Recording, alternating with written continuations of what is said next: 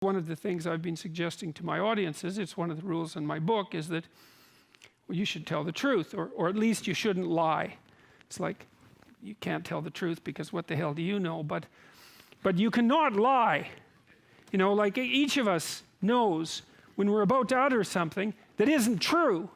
Now sometimes maybe you're confused about it because you're ignorant and you're biased, and so you say something and it might be true and it might not be, but you're not clear about it. But sometimes it's pretty damn clear that you say something or you do something that you know perfectly well not to be true, and you do it anyways. And the proposition that Genesis puts forward is, if you act in truth, then the order you produce is good, regardless of how it appears. It's an axiomatic statement of it's an axiomatic ethical proposition that the job of whatever extracts order from chaos is properly done if it's done in truth. And that's worth thinking about, because it might be true. And then the question is like, well, do you believe it's true? That's a good question. It's not a religious question even, it's a practical question as far as I'm concerned. And my sense is that people just believe that this is true, deeply.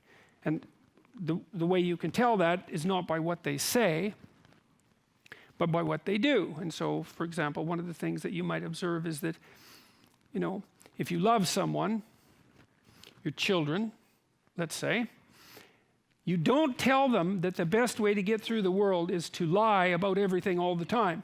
You don't sit them down and say, look, this is a corrupt enterprise, and altogether, and you can't trust anyone because they're always lying about everything.